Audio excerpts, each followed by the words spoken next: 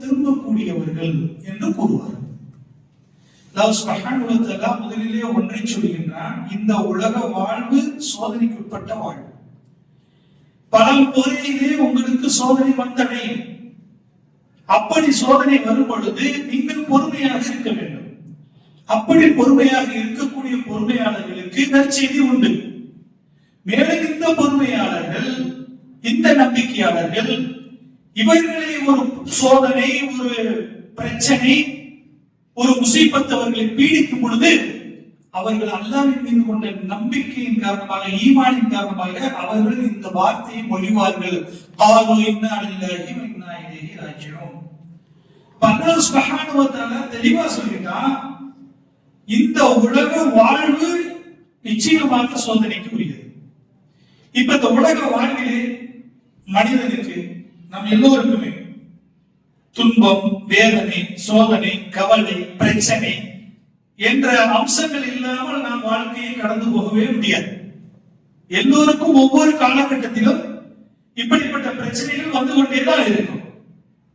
ஆனால் இப்படி ஒரு சோதனை, பிரச்சனை, கவலை இல்லாத ஒரு வாழ்வை யாருக்காவது நல்லா கொடுத்திருக்கின்றன என்ற உலகத்திலே பார்த்தால், இது இல்லாத ஒரு வாழ்க்கையை எந்த மனிதனும் ஆதம் அலைஹிஸ்ஸலாம் தொட்டு இப்பொழுது வந்து இருக்கக்கூடிய மனிதன் வரை யாருமே இதை கடந்த வாழ்க்கையை வாழ முடியாது.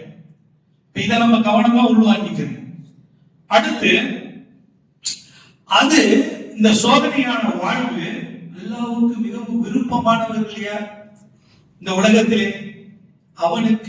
அவனால் அனுப்பப்பட்ட ரசூல்மார்கள், நபிமார்கள். ஏனென்றால் அல்லாஹ் தேர்ந்தெடுக்கின்றான் அவர்களை, நல்லடியார்களாக அல்லாஹ் தேர்ந்தெடுக்கின்றான். அப்ப அல்லாஹ்வுக்கு மிகவும் விருப்பமானவர்கள் இந்த உலகத்திலே மனிதர்களிலேயே ரசூல்மார்கள் தான் விருப்பமானவர்கள்.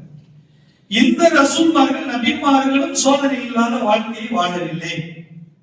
சரி, மிகவும் கொடியவன் ஃபிரௌன், காரூன், நம்ரூத், அதே போல நம்ம அபூஜஹல், இப்படி இஸ்லாத்தினுடைய எதிரிகள் யாரை வேண்டுமானாலும் எடுத்துக் கொள்ளுங்கள்.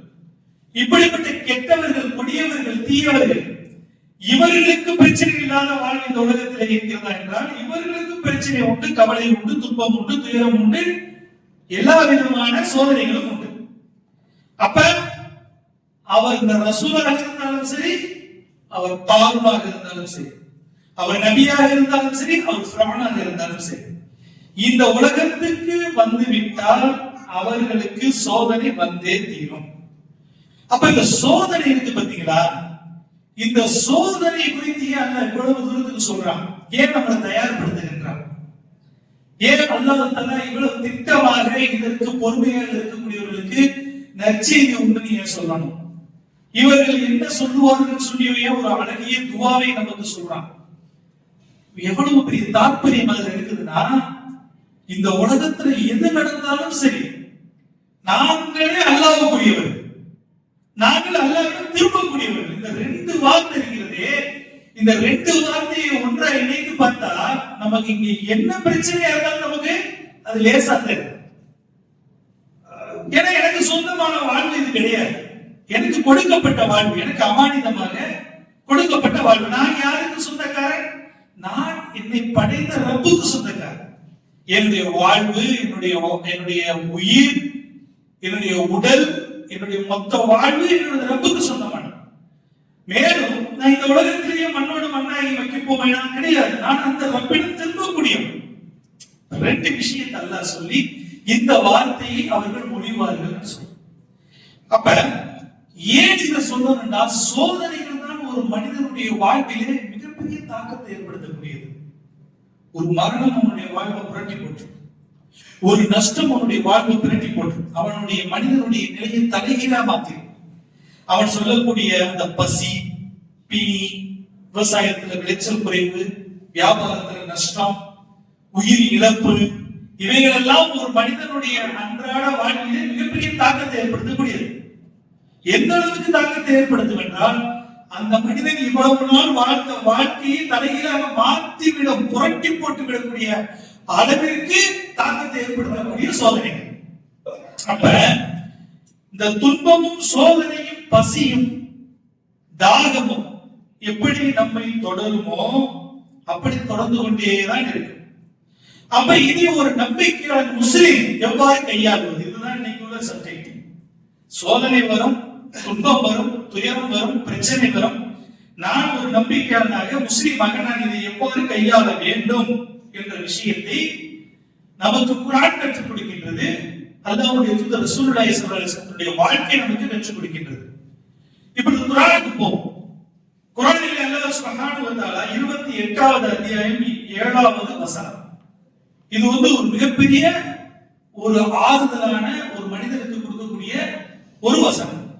இதுல என்ன சொல்றாங்க? அல்லாஹ் சுப்ஹானஹு வ தஆலா மூசா அலைஹிஸ்ஸலாம் இருந்தாங்கல்ல, மூசா அலைஹிஸ்ஸலாத்துடைய தாயார், அவங்க அம்மா, அவங்கள்ட்ட மூசா அலைஹிஸ்ஸலாத்தை ஃபிரௌன் மூலமா ஏற்படக்கூடிய அந்த ஆபத்திலிருந்து தப்பிப்பதற்காக ஒரு பேழையில வச்சு நீங்க இந்த நைல் நதியில விட்டுருங்கன்னு நல்லா சொல்றாங்க. நைல் நதியில விட்டுருங்க. ஏன்னா ஃபிரௌனால பனி இஸ்ரவேலர்கள் இருக்கக்கூடிய ஆண் குழந்தைகள் எல்லாத்தையும் கொண்டுகிட்டு இருக்காங்க. இப்ப மூசா அலைஹிஸ்ஸலாம் பிறந்திருக்காங்க, அவங்களும் ஒரு ஆண் குழந்தை, பனி இஸ்ரவேலரை சேர்ந்தவர். அப்ப இவனுக்கும் மூசா அலைஹிஸ்ஸலாமும் பிரச்சனை ஃபிரௌனால ஏற்படும் என்பதற்காக தன்னுடைய நபியை காப்பாற்றுவதற்காக அல்லாஹ் வஹி அனுப்புகின்றான் மூசாவுடைய தாயாருக்கு. என்ன சொல்றான்? நீங்க இந்த பெட்டியில வச்சு இந்த நைல் நதியில விட்டுருங்க. ஒரு குழந்தைய, பிறந்த குழந்தைய ஒரு நதியில விட்டா தாயுடைய மனசு என்ன பாடுபடும்? சொல்லக்கூடியவன் ரப்புதான். ஆனா மனிதனிடம் இருக்கக்கூடிய அந்த பலவீனத்துக்கு அல்லாஹ் ஒரு ஆறுதல் சொல்றான். என்ன சொல்றான்னா, இன்னால இலை, நிச்சயமாக உங்களுடைய குழந்தையை நான் மீண்டும் உங்களிடத்திலே தருவேன். அல்லாஹ்வுடைய வாக்குறுதி. அல்லாஹ் பெட்டியை விடுங்கன்னு சொல்லிட்டு மேலும் சொல்றான், உங்களுக்குள்ள உங்கள்ட்ட வரும். இந்த வார்த்தையை கேட்டவுடன் அல்லாஹ்வுடைய தூதருடைய மூசா அலைஹிஸ்ஸலாத்துடைய தாயாருக்கு ஒரு நிம்மதி. அல்லாஹ் தான சொல்றான், அல்லாஹ் தான வாக்குறுதி கொடுக்குறான். அப்ப இந்த பிரச்சனைக்கு அல்லாஹ்வுடைய வாக்குறுதி இருந்துச்சு. அவங்க தூக்கி பேழையை பெட்டியில போட்டுட்டாங்க, நைல் நதியில விட்டுட்டாங்க. சரி, விட்டாலும் அவங்களுக்கு மனதாக தெரிஞ்சிச்சா? அவங்களுடைய பலவீனத்தின் காரணமாக அவங்க மனசு அப்படி தத்தளிக்குது. பிள்ளைய விட்டனே, என்ன ஆச்சு, யாருக்கு போச்சு, என்ன நிலைமை ஏற்பட்டுச்சு, யாராவது எடுத்தாங்களா, வளர்த்தாங்களா, எவ்வளவு உயிரோடு இருக்குதா இல்லையா? ஆனா அல்லாஹ் சொல்றான், உங்களுடைய குழந்தைய நான் திருப்பி தருவேன். அந்த நம்பிக்கையும் இருக்குது. அதே நேரத்தில் ஒரு சஞ்சலம் மனசு, என்னுடைய பிள்ளைக்கு என்ன ஆச்சு அப்படிங்கும் போது அல்லாஹ் சொல்றான் 28வது அத்தியாயம் 10வது வசனத்துல, அதை தொடர்ந்து மூசா அலைஹிஸ்ஸலாம் தாயாருடைய உள்ளம் கவலையால என்ன ஆச்சுன்னா நிரம்பி வழிஞ்சிச்சாங்க. கவலையால நிரம்பி வழிஞ்சிச்சு பிள்ளையை விட்டவன. எந்த அளவுக்கு அவங்க அந்த நிலையை போயிடுச்சுன்னா, அல்லாஹ்வுடைய வாக்குறுதியை மறந்து பிறரிடத்துல போய் சொல்லக்கூடிய அளவுக்கு போயிட்டாங்க. இந்த மாதிரி என் பிள்ளைய நான் நதியில நைல் நதியில விட்டுட்டேன் அப்படின்னு சொல்ற அளவுக்கு. ஏன்னா நமக்கு ஏதாவது ஒரு துக்கம், கவலை யாரையாவது ஷேர் பண்ணிக்கணும். அப்பதான் நம்மளுடைய கவலை போகும். ஒரு யோசனை கேட்போம், ஒரு விஷயத்தை எடுத்து சொல்லுவோம். அந்த அளவுக்கு அவங்க போயிட்டாங்கன்னு நல்லா சொல்றாங்க. ஆனா நம்ம அவங்களை சொல்ல வைக்கல, அவங்களுடைய உள்ளத்தை நாம் ஸ்திரப்படுத்தினோம் சொல்றோம். சொல்லணும்னு நினைச்சாங்க, ஆனா யாருக்குமே இந்த ரகசியத்தை சொல்லணும். அவங்களுடைய உள்ளத்தை யார் ஸ்திரப்படுத்தினா இந்த அளவுக்குன்னா, அல்லாஹ் சொல்றான், நான் தான் அவங்களுடைய உள்ளத்தை பிறரிடத்துல சொல்ல முடியாத அளவிற்கு ஸ்திரப்படுத்தினோம், சொல்லக்கூடாத அளவிற்கு ஸ்திரப்படுத்தினோம். அப்ப உள்ளம் என்பது எவனுடைய கட்டுப்பாட்டுல இருக்குது? உள்ளம் என்பது ரப்புல் ஆலமீனுடைய கட்டுப்பாட்டுல இருக்குது. அப்ப நம்ம அல்லாஹ்விடத்திலே நம்ம கேட்க வேண்டியதெல்லாம் என்னவென்றால், எனக்கு சோதனைகள், பிரச்சனைகள், கவலைகள், துன்பங்கள், துயரங்கள், உயிர் இழப்புகள் ஏற்படும் பொழுது என்னுடைய உள்ளத்தை ஸ்திரப்படுத்தி வை. அதை தாங்கக்கூடிய சக்தியை எனக்கு கொடு. நான் உனக்கு கோபத்தை ஏற்படுத்தக்கூடிய எந்த வார்த்தையும், எந்த செயலையும் செய்யாமல் இருக்க செய் என்று நாம் அல்லாஹ்விடம் கேட்க வேண்டும். இந்த குர்ஆன் வசனத்திலிருந்து நாம் எடுத்துக்கக்கூடிய படிப்பினை என்னவென்றால், இந்த சோதனைகளால வாழ்வு கிடையாது. இந்த சோதனையினுடைய வாழ்க்கையை புரட்டி போடும், பிரச்சனையை உண்டாக்கும். ஆனால் நான் ஸ்திரமாக இருப்பதற்கு என் ரப்பிடம் நான் துஆ செய்வேன், என் ரப்பிடம் நான் கேட்டு பெறுவேன் என்ற விஷயத்தை அல்லாஹ் சுப்ஹானஹு வ தஆலா இந்த குர்ஆனுடைய ஆயத்தின் மூலமாக நமக்கு காட்டுகின்றார். பொதுவா உலகத்தை எடுத்துக்கிறீங்க, உலகத்தில் இருக்கக்கூடிய மனிதர்களை எடுத்துக்கிறீங்க, இவர்கள் சந்தோஷத்தை பங்கு கொடுத்துருவாங்க. நம்மகிட்ட ஏற்படக்கூடிய சந்தோஷம், மகிழ்ச்சி, இதுல பங்கு போட்டுக்குவாங்க. ஆனா நமக்கு ஏற்படக்கூடிய துன்பம், துயரம், இழப்புல யாருமே பங்கு போட மாட்டாங்க. ஆறுதல் சொல்லிட்டு அப்படி தூரமா நின்றுக்குவாங்க. அதுல பங்கு போட்டு உன்னுடைய துயரத்தை நான் பாதி வாங்கிக்கிறேன், உன்னுடைய துன்பத்துல பாதி என்னட்ட கொடு அப்படின்னு யாரும் கேட்கறது இல்லை. அப்ப துன்பம், துயரம், பிரச்சனை, இழப்பு எல்லாம் சம்பந்தப்பட்ட மனிதனுக்கு. அப்ப இன்பத்தை பங்கு போடக்கூடிய மனிதர்கள் துன்பத்தை பங்கு போடுவதில்லை. அப்ப இந்த துன்பத்தை முழுமையாக இவனே தான் அனுபவிக்க வேண்டும். அதற்காகத்தான் இவன் அல்லாஹ்விடம் துஆ செய்ய வேண்டும். இதை எதிர்கொள்ளக்கூடிய துணிச்சலையும், இதை எதிர்கொள்ளக்கூடிய ஆற்றலையும், இதற்கான உள்ளத்தையும் எனக்கு தா என்று ரப்பிடம் கேட்க வேண்டும். ஏனென்றால் அல்லாஹ் சுப்ஹானஹு வ தஆலா அவருடைய புத்தகமாகிய அல் குர்ஆனிலே அவன் சொல்றான், தபாரக்கல்லதி என்ற அந்த அத்தியாயத்திலே சொல்கிறான், அல்லதி ஹலக்கல் மௌத வல் ஹயாத லியப்லுவக்கும் அய்யுக்கும் அஹ்ஸனு அமலா. நிச்சயமாக இந்த உலகத்திலே முழு வாழ்க்கை இருக்கட்டும், அந்த வாழ்க்கையை படைத்தவனும் அவன்தான், மரணத்தை படைத்தவனும் அவன்தான்.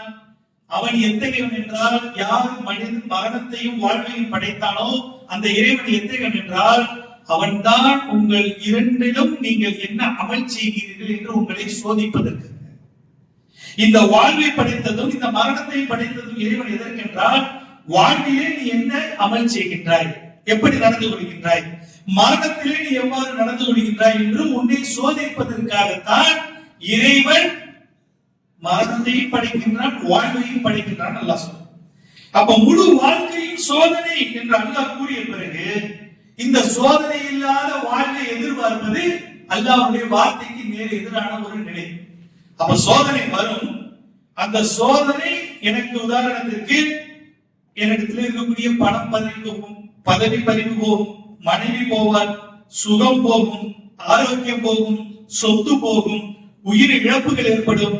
எப்படி எல்லா விதமான பிரச்சனைகள் வந்தாலும் அதிலிருந்து நான் விடுபடுவதற்கு முயற்சி செய்ய வேண்டும். விடுபடுவதற்கு மனிதன் முயற்சி செய்வான். ஒரு பிரச்சனையிலிருந்து விடுபடுவதற்கு அவன் முயற்சி செய்வான். அதில் சிறிது வெற்றியும் காணும்.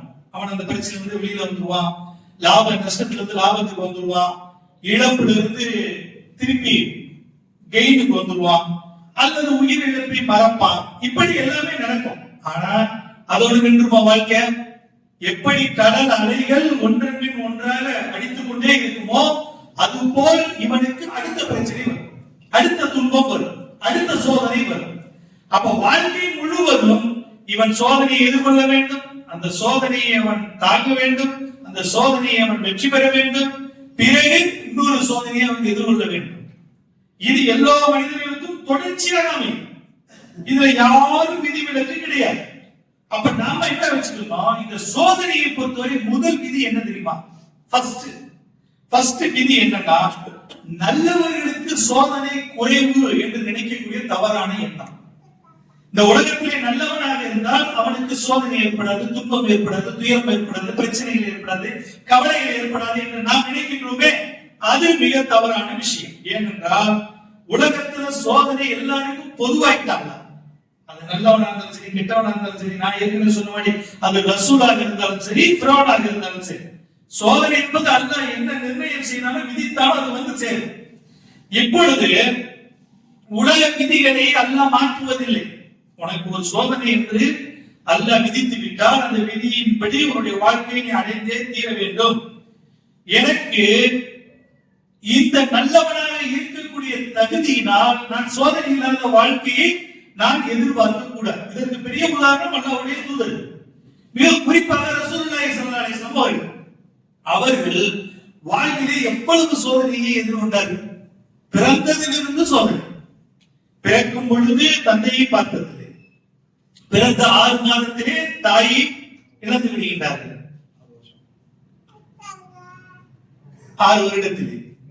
பிறகு கடைசியிலே அவருக்கு உறுதுணையாக இருந்த அவருடைய சிறிய தந்தை, பெரிய தந்தை அபூ தாலிபுடைய மகன், அவருக்கு வாழ்க்கையிலே முதலிலே அக்கறையாக அனுசரணையாக செயல்பட்ட ஹதீஜா அம்மையாருடைய மகன். இப்படி தொடர்படியாக அவர்கள் தன் வாழ்விலே அனாதையாக இருக்கின்றார்கள். பிறகு நபியாக தேர்ந்தெடுக்கப்படுகின்றார்கள். அவர்களுக்கு உறுதுணையாக இருந்த இருவரும் இறக்கின்றார்கள். அதோடு மட்டுமில்லாமல் அவர்கள் தன் வாழ்வினாலே அவர்கள் பெற்றெடுத்த பெண் குழந்தைகளில் ஆண் குழந்தைகள் உடனே மரணம், பெண் குழந்தைகளில் ஃபாத்திமா ரலியல்லாஹு அவர்களை தவிர மற்ற அனைவரும் மரணம். ரசூலுல்லாஹ்வுக்கு உயிரோடு இருக்கும்போது, ஹயாத்தா இருக்கும், தன்னுடைய கரத்தால் அடக்கம் செய்யறாங்க தன்னுடைய பிள்ளைகளை. ஒரு தகப்பனாருக்கு ஏற்படக்கூடிய துக்கத்தை பெரிய துக்கம் என்ன தெரியுமா? தன்னுடைய பிள்ளை மரணத்தின் போது தான் உயிரோடு இருப்பது. இது அல்லாஹ்வுடைய தூதருக்கு தொடர்படியாக நடக்குது. சோதனை என்பது நல்லவர்களுக்கு குறைவு என்ற அந்த முதல் விதி தவறான விதி. இந்த தவறான நம்பிக்கை நாம் கொண்டிருக்க கூடாது. நான் நல்லவனாக இந்த உலகத்திலே இருப்பது என் மீது கடமை. அல்லாஹ் எனக்கு விதித்த விதி, அல்லாஹ் எனக்கு இட்ட கட்டளை, அதன்படி நான் நல்லவனாக இருக்கின்றேன். இந்த நல்லவனாக இருக்கக்கூடிய பலனை நாளை நான் மறுமையில் கண்டுகொள்வேன். எனக்கு எங்க நடக்கும் இதனுடைய பலன்? இந்த உலகத்துல கிடைக்கிறதோ கிடைக்கிறதோ அதை பத்தி எனக்கு கவலை இல்லை. நான் நல்லவனாக இந்த உலகத்திலே வாழ்வது, அல்லாஹ்வுக்கு நல்ல அடியானாக வாழ்வது நாளை மறுமையிலே எனக்கு மிகப்பெரிய பிரயோஜனத்தை கொடுக்கக்கூடிய இந்த நம்பிக்கையில தான் நம்ம நல்லவனா வாழ்றோமே தவிர நல்லவனா வாழ்ந்த சோதனை இல்லை, பிரச்சனை இல்லை என்பதற்காக இல்லை. அதே போல நான் நல்லவனா இருக்கிறதுனால, ஒரு நல்ல அமலை செய்யறதுனால அதனுடைய பலாபலனை இந்த உலகத்திலே உடனே எதிர்பார்க்கு. நம்மளை போன்ற மனிதர்கள் ஒரு நல்ல காரியம் செய்துட்டா உடனே வானத்தின் பக்கம் பார்க்கிறது. எனக்கு நான் நல்ல காரியம் பண்ணிட்டேன், எனக்கு இதற்கான பலாபலனை இந்த உலகத்தில் கொடு, எனக்கு நல்லா பறக்கத்தை செய்ய, நல்ல செல்வத்தை கொடு, எல்லாத்தையும் கேட்கணும், தப்பு கிடையாது. ஆனா நான் செய்த நன்மையின் காரணத்தால அது கிடைத்தே தீர வேண்டும் என்று நினைவு. நன்மையான காரியங்களை அல்லாஹ்விடத்திலே கேட்டு துஆ செய்வது ஒரு சரியான விஷயம் தான். அப்ப சஹாபாக்களை எப்படி ரசூலுல்லாஹி ஸல்லல்லாஹு அலைஹி வஸல்லம் அவர்கள் தேர்ந்தெடுத்தார்கள் என்றால், இந்த உலகத்துல நீங்க எந்த ஒரு நல்ல காரியத்துக்கும் பலாபலனை எதிர்பார்க்காத நிலையில இருக்கணும். எந்த அளவுக்கு சஹாபாக்கள் இருந்தாங்கன்னா, அவர்கள் சொல்லன்னா துயரம், எல்லா விதமான தியாகங்கள், எல்லா விதமான கஷ்டங்கள் இந்த உலகத்துல பட்டாலும் இந்த உலகத்தில் அவர்களுக்கு கிடைக்கக்கூடிய சிறு ஆதாயத்தை கூட அவர்கள் விரும்பவில்லை. எப்படி நினைச்சாங்கன்னா, இந்த உலகத்துல சுகபோகமான வாழ்வு வந்தா நான் செய்த இந்த நல் காரியத்திற்கு அல்லாஹ் இங்கேயே கொடுத்து எனக்கு கணக்கு தீர்த்துருவானோ, நாளைக்கு மறுமையில் எனக்கு இதற்கான பலாபலனை தரமாட்டானோ நினைச்சாங்க. அந்த அளவிற்கு சகாபாக்களுடைய எண்ணங்கள் இருந்தது. நமக்கு என்ன, எப்படி நான் நல்லவனாக, நம்பிக்கையாளனாக, தொழுகையாளியாக நான் இருந்தால் இந்த உலகத்தில் எனக்கு சுகபோகமான வாழ்க்கை இருக்கணும் அப்படிங்கிற நினைப்பு. மறுமை அதுவும் வேணும், இந்த உலகமும் வேணும். இந்த உலகத்துல எப்படி இருந்தாலும் பரவாயில்லை, எப்படிப்பட்ட வாழ்க்கை வாழ்ந்தாலும் பரவாயில்ல, நாளைக்கு மறுமையில அல்லாஹ் சுப்ஹானஹு வ தஆலா எனக்கு சிறந்த வாழ்க்கையை வைக்க வேண்டும் என்று ஆசைப்பட்டவர்கள் சகாபாக்கள். நமக்கு சகாபாக்களுக்கு உள்ள வித்தியாசம் அதுதான். அப்ப அச்சத்தால, பயத்தால, பசியால எல்லாவற்றிலும் சோதனைகள் வந்து சேரும். அப்ப சோதனைகள் வரும் பொழுது நம்ம அந்த வார்த்தையை சொல்ல வேண்டும். இந்த வார்த்தை மௌத்துக்காக மட்டுமல்ல,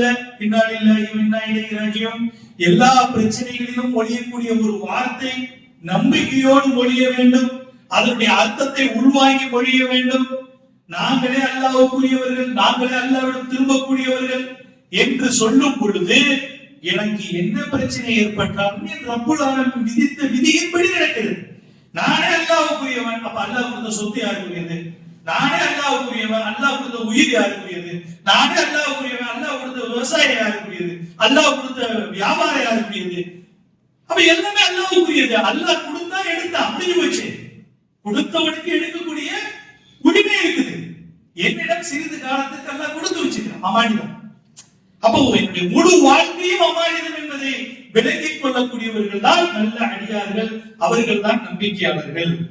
மேலும் இன்னொரு விதி, நாம ஈமான் கொண்டுட்டோம், நாம முஸ்லிம்கள் இந்த உலகத்துல அல்லாஹ்வை மட்டும்தான் வணங்குறோம், அல்லாஹ்வுக்கு எதையுமே இணை கற்பிப்பதில்லை, எனவே எங்களுக்கு சோதனை கிடையாது. இந்த உலகத்துல நாங்கள் ஈமான் கொண்டு விட்டோம் என்பதற்காக மட்டும் எங்களுக்கு சோதனை வரக்கூடாதுன்னு நினைக்கிறோமா இல்லையா?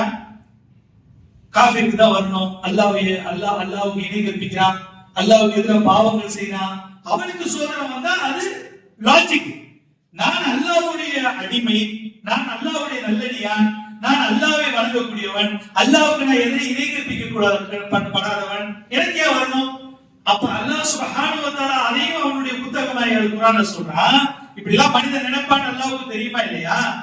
ஈமான் கொண்டு விட்டோம் என்பதற்காக நீங்கள் சோதிக்கப்பட மாட்டீர்கள் என்று எண்ணிக்கொண்டீர்களா? அல்லாஹ் கேட்கிறான். ஈமான் கொண்டுட்டதுக்காக உனக்கு சோதனை வராதுன்னு எண்ணிக்கிட்டியா? அப்படி இல்ல. உனக்கு முன் சென்ற சமுதாயம் எல்லாம் சோதிக்கப்பட்டார்கள். எந்த அளவுக்கு சோதிக்கப்பட்டார்கள் தெரியுமா? அவர்களை கொண்டு வந்து நிறுத்துவான். அவனை கொண்டு வந்து நிறுத்தி நீ உடனே ஈமான விடணும் அப்படின்னு சொல்லுவான். உடனே ஈமான நான் விட மாட்டேன்னு சொல்லுவாங்க. உடனே அவர்களுடைய தலையிலே ரம்பங்களை கொண்டு அவர்களுடைய உடம்புகள் 2 கூறுகளாக பிரிக்கப்படும். அந்த நிலையிலும் அந்த சோதனையிலும் முன் சென்ற சமுதாயத்தினுடைய ஈமான்தாரிகள் தன்னுடைய ஈமானை விட்டதில்லை. இதை விட என்ன பெரிய சோதனை இருக்க முடியும்? கண்ணுக்கு முன்பாக இப்பொழுது நீ குஃப்ரான வார்த்தையை சொல்ல வேண்டும், அல்லாஹ் இல்லை என்று சொல்ல வேண்டும், அல்லாஹ்வை ஏற்றுக்கொள்ளாமல் இருக்க வேண்டும், ஈமானை நீ கைவிட வேண்டும் என்று சொல்லி அவருடைய தலையிலே ரம்பம் வைக்கப்படும். ஆனால் அதை அவர்கள் விட மாட்டார்கள்.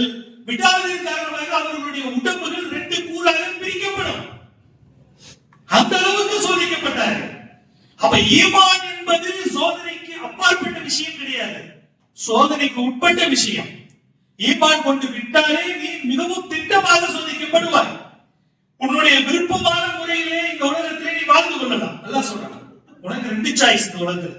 உனக்கு விருப்பமான முறையில இந்த உலகத்துல உன்னுடைய நப்சு ஷைத்தான் சொல்ற பிரகாரம் வாழ்ந்துக்கலாம். எதுவும் இங்க இந்த உலகத்துல உனக்கு எந்த தண்டனையும் வெளிப்படையாக கிடைக்க போறதில்லை. அல்லாஹ்விடம் இருந்து நீ கண்டிப்பாக நாளை மறுமையில் அதற்கான பலனை அடைய வேண்டும் அல்லாஹ்விடத்திலே.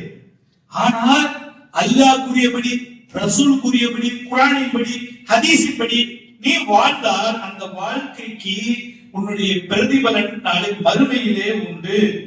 அப்ப ஒரு மூமினுடைய பண்பு எப்படி இருக்க வேண்டும் என்றால், அவன் நலவிலும் அவன் கஷ்டத்திலும் நஷ்டத்திலும் லாபத்திலும் அவன் என்ன செய்ய வேண்டும்? அவன் இது அல்லாஹ்வின் புறத்திலிருந்து வரக்கூடியது. அப்ப ஈமானுடைய அந்த 6 விஷயங்கள்ல 6வது விஷயம் என்ன தெரியுமா? கலாக்கத்தில் கதிரின்படிதான் என்னுடைய வாழ்க்கை அமைந்திருக்கின்றது. எங்களை எது ஒன்றும் அணுகாது அல்லாஹ் விதித்ததை தவிர. அல்லாஹ் எதை விதித்தானோ அதுதான் எங்களிடம் நடக்கும். வேறு எதுவும் அல்லாஹ் விதித்ததை அன்றி வேறு ஒன்றும் என்னுடைய வாழ்க்கையில் நடக்காது என்று நினைக்கக்கூடியவன் தான் ஈமான். அவன் தான் ஈமான் தான். அந்த ஈமானோடு வாழ்ந்தால்தான் அவருடைய ஈமான் முழுமையான ஈமான். அப்ப அடுத்த சோதனை என்ன தெரியுமா? சோதனை எதிர்கொள்ள அடுத்த விதி. சோதனையின் போது நாம் நிம்மதி அடைய வேண்டும். சோதனை வந்திருக்குதா? அப்ப அல்லாஹ் என்ன சோதிக்கிறான் திட்டமா? அல்லாஹ் என்னுடைய ஈமான பரிசோதிக்கிறான். அல்லாஹ் என்னுடைய இஹ்லாஸ பரிசோதிக்கிறான். அல்லாஹ் என்னுடைய வாழ்வை நான் நம்பிக்கை என்பதை உறுதிப்படுத்துகின்றான். தங்கம் இருக்குல்லங்க, தங்கம் அழுக்கோட இருக்கும். தங்கம் அழுக்கோட இருக்கும். அந்த அழுக்க போக்குறதுக்கு என்ன செய்வான்? கொல்லன். அதை நெருப்புல போட்டு அப்படியே வாட்டுவான். நெருப்புல போட போட போட போட அந்த தங்கத்துல இருக்கிற அந்த அழுக்கெல்லாம் போயிடும். அது போல அல்லாஹ் சுப்ஹானஹு வ தஆலா ஈமான்தாரிகளை இந்த உலகத்திலே கஷ்டங்கள், துன்பங்கள், துயரங்கள், பிரச்சனைகள் இவற்றை எல்லாம் கொடுத்து ஈமானை சோதித்துக் கொண்டே இருப்பான். நீ புடம் போட்ட தங்கம் போல ஈமானிலே ஜொலித்தால் நாளை மறுமையிலே தூய்மையான ஈமானோடு நீ சொர்க்கத்துக்கு நுழைய முடியும். சொர்க்கம் என்பது தூய்மையான ஈமானுக்குரியது. கலப்படமான ஈமானும் நம்பிக்கையிலே குறைபாடான ஈமான் கொண்டவனுக்கு சொர்க்கத்தில் இடமில்லை. அப்ப இந்த உலகத்தை விட்டு அவன் செல்லும் பொழுது முழுமையான ஈமான் கொண்டவனாக இந்த சோதனையின் பொருட்டிலே அவன் தன்னை முழுமையான ஈமான்தாரியாக மாற்றிக்கொண்டு இந்த உலகத்தை விட்டு அவன் மரணிக்க வேண்டும். எனவே அல்லாஹ் சொல்கின்றார், நீங்கள் அல்லாஹ்வை அஞ்ச வேண்டிய முறைப்படி அஞ்சுங்கள், முஸ்லிம்களாகவே அன்றி இந்த உலகத்தை விட்டு நீங்கள் மரணித்து விட வேண்டாம். அப்ப ஏன் அல்லாஹ் சொல்லணும்? மரணிக்கும் போது முஸ்லிமா மரணி, பிறப்பது முஸ்லிமாக பிறக்கலாம், வாழ்ந்து முஸ்லிமாக வாழலாம், ஆனால் மரணம் முஸ்லிமாக வர வேண்டும், முஸ்லிம்களில் ஒருவராக வர வேண்டும். அல்லாஹ்வுடைய விரோதி ஷைத்தான் நம்மை மௌத்தினுடைய நேரம் வரைக்கும் நம்முடைய ஈமானை பறிப்பதற்கு முயற்சி செய்வான். அல்லாஹ்வின் மீது நல்லெண்ணம் கொள்ளாமல் நம்மை மரணிப்பதற்காக முயற்சி செய்வான். அப்ப நம்ம உறுதியாக இருக்க வேண்டும். என்னுடைய மரண தருவாய் வரை நான் ஈமானோடு வாழ்ந்து ஈமானோடு மரணிக்க வேண்டும். அப்ப சோதனை வந்தவுடன் நம்முடைய உள்ளத்துல முதல்ல வர வேண்டியது, அல்லாஹ் என்ன சோதிக்கிறான், அல்லாஹ் என்னை திட்டமாக சோதிக்கிறான், நான் மூமினான்னு அல்லாஹ் பார்க்கிறான், என்னுடைய ஈமானை சோதிக்கிறான் அப்படின்னு நமக்கு வரணும். அப்ப இப்படி இருக்கும் பொழுது நாம சொல்ல வேண்டிய முதல் வார்த்தை என்ன தெரியுமா? கதுருல்லா. அல்லாஹ் விதித்தது கதுருல்லா. அல்லாஹ் விதித்தது நடந்தது. எல்லா நிலையிலும் வமா ஸஅஃப அல அல்ஹம்துலில்லாஹி அலா குல்லிஹா, எல்லா நிலையிலும் அல்ஹம்துலில்லாஹ். எந்த நிலை ஏற்பட்டாலும் எனக்கு அல்லாஹ் விதித்த விதியின்படி நடக்கின்றது, அல்லாஹ்வே புகழக்கூடியவன் என்று எல்லா நிலையிலும் சொல்லணும். சந்தோஷமான நிலையில் அல்ஹம்துலில்லாஹ், சந்தோஷம் இல்லாத நிலையில அல்லாஹ்வை தூற்றுவது என்று இருக்கிற அல்ஹம்துலில்லாஹ். அல்லாஹ் இதுல ஏதோ ஒரு பிரயோஜனத்தை வச்சிருப்பான், இதுல ஏதோ ஒரு விஷயத்தை அல்லாஹ் நாடுறான். இந்த ஷர்ல அல்லாஹ் ஏதோ ஒரு விஷயத்தை எனக்கு நன்மையை நாடுறான். ஏனென்றால் அல்லாஹ் சுப்ஹானஹு வ தஆலா எந்த அடியானுக்கும் கெடுதியை நாடுவதே இல்லை. அந்த மனிதன் தன் கரத்தால் தேடிக்கொள்ளக்கூடிய வினையை தவிர. அப்ப நம்ம எதிர்கொள்ள வேண்டியது பிரச்சனை வரும், கஷ்டம் வரும், துயரங்கள் வரும், துன்பங்கள் வரும். இவை அனைத்தும் அல்லாஹ் விதித்த விதியின்படி என்னை அடைகின்றது. இதிலே நான் நல்ல அமல் செய்து அல்லாஹ்விடத்தில் வெற்றி பெற வேண்டும். அதைத்தான் அல்லாஹ் சுப்ஹானஹு வ தஆலா சொல்கிறான். மரணமாக இருந்தாலும் வாழ்வாக இருந்தாலும் இரண்டுமே உனக்கு சோதனை, லாபமாக இருந்தாலும் நஷ்டமாக இருந்தாலும் இரண்டுமே உனக்கு சோதனை. உயிர் வாழ்ந்தாலும் சரி, உயிர் இழந்தாலும் சரி, இரண்டுமே உனக்கு சோதனை. பணம் காசு வைத்திருந்தாலும் சரி, ஃபக்கீராக இருந்தாலும் சரி, இரண்டுமே உனக்கு சோதனை. ஆனா நம்ம எப்படி நினைச்சுக்கிட்டு இருக்கிறோம்? பணக்காரனா இருந்தா சோதனை இல்ல, ஃபக்கீரா இருந்தா சோதனை. ஆரோக்கியமா இருந்தா சோதனை இல்ல, நோயாளியா இருந்தா சோதனை. உயிரோடு வாழ்ந்தால் சோதனை அல்ல, உயிர் இழந்தால் சோதனை. அப்படி அல்ல.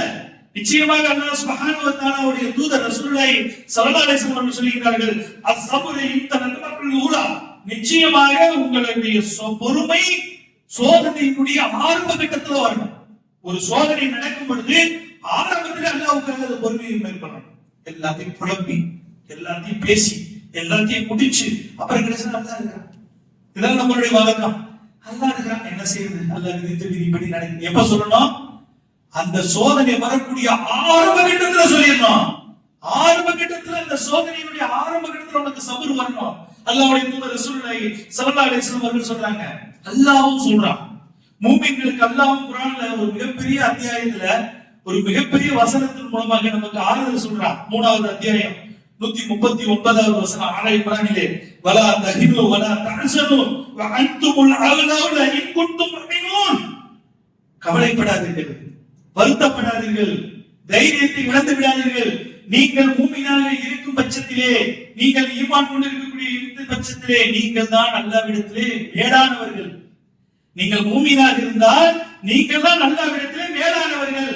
அதனால கவலைப்படாத, பயப்படாத, தைரியத்தை இழக்காத அல்லாஹ் சொல்றான். அப்ப இந்த வசனங்கள் எல்லாம் நம்மை எதை உணர்த்துகின்றது என்றால், இந்த உலகத்திலே ரசூல்மார்கள் கஷ்டப்பட்டார்கள், நல்லவர்கள் கஷ்டப்பட்டார்கள், ஈமான்தாரிகள் கஷ்டப்பட்டார்கள், சோதனைக்கு உட்படுத்தப்பட்டார்கள். நிச்சயமாக எனக்கும் சோதனை வரும். அந்த சோதனையை நான் எவ்வாறு அதை எதிர்கொள்ள வேண்டும் என்று எனக்கு குர்ஆன் கற்றுக் கொடுத்திருக்கின்றது.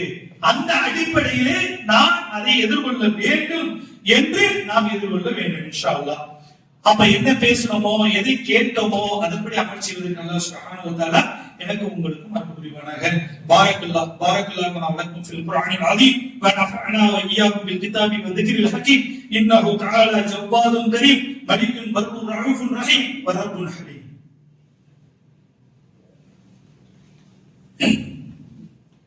அல்ஹம்துலில்லாஹ் ஸலாத்து வஸ்ஸலாமு அலா ரசூலில் கரீம் வ அலா ஆலிஹி வ ஸஹ்பிஹி அஜ்மஈன். அம்மா பஅத். அன்புக்குரிய அல்லாஹ்வின் நல்லடியார்களே, நாம் முஹர்ரம் மாதத்திலே இருக்கின்றோம். முஹர்ரம் நம்மளுடைய முதல் மாதம். ஆனால் இந்த முஹர்ரம் மாதத்தின் மூலமாக ஒரு நியூ இயர் போல மற்ற மாதங்களை போல அதை கொண்டாடுவது, அது முதல் மாதம் என்பதனால் அதற்கு ஹாப்பி நியூ இயர் சொல்வது, இதெல்லாம் நமக்கு அனுமதிக்கப்பட்ட விஷயங்கள் கிடையாது. முஹர்ரம் மாதத்தை எவ்வாறு எதிர்கொள்வது என்பதை நீங்கள் பல சந்தர்ப்பத்திலே கேட்டிருப்பீர்கள். ஆனால் இது முஹர்ரம் மாதமாக இருப்பதால் இதிலே செய்ய வேண்டியதை விட செய்யக்கூடாத விஷயத்தை பற்றி நாம் தெரிந்து கொள்ள வேண்டும். இதிலே செய்ய வேண்டிய மிக அடிப்படையான ஒரு விஷயம் என்னவென்றால், இந்த முஹர்ரம் மாதத்திலே பிறை 10 அன்னைக்கு, அந்த 10 அன்னைக்கு ஆஷுரா நோன்பு, பிறை 10 அன்னைக்கு ஆஷுரா நோன்பு நோற்பது அல்லாஹ்வுடைய தூதர் ரசூலுல்லாஹி ஸல்லல்லாஹு அலைஹி வஸல்லம் அவர்கள் நமக்கு கற்றுக் கொடுத்த ஒரு சுன்னா. அதை நாம் நோக்க வேண்டும். மேலும் சொன்னார்கள், இது யூதர்கள் நோற்பதால் அவர்களுக்கு மாறு செய்ய வேண்டும். அடுத்த வருடம் நான் உயிரோடு இருந்தால் நான் 9ஐயும் சேர்த்து வைப்பேன் என்று சொன்னார்கள். அந்த அடிப்படையிலே நாம் யூதர்களுக்கு மாறு செய்யும் விதமாக நாம் பிறை 9 பிறை 10 2 நோன்புகள் நோக்கிக் கொள்ள வேண்டும். அல்லது எனக்கு 9 என்று நோட்டுக் கொள்வதற்கு வசதி அல்ல, இல்லை, உண்மையாகவே கஷ்டமாக இருக்கிறது என்றால் பெரிய 10 அன்னைக்கு கண்டிப்பா நம்ம நோன்பை நோற்றுக்கொள்ள வேண்டும். இதை தவிர இவர்கள் செய்யக்கூடிய எல்லா காரியங்களும் விதத்தான ஷிர்கான காரியங்கள். அந்த பாஞ்சா வைக்கிறது, 5 விரல்களை கொண்டு வைக்கிறது, நெருப்பு மிதிப்பது, இது போல முகரத்துக்கும் உசைன் ரலியல்லாஹுவுக்கும் தொடர்பு ஏற்படுத்துவது, இது எல்லாம் நிச்சயமாக தவிர்க்கப்பட வேண்டியது. இதற்கும் அதற்கும் சம்பந்தமே கிடையாது. முஹர்ரம் மாதத்திலே அவர்கள் கொல்லப்பட்டார்கள் என்பது வேதனையான விஷயம்.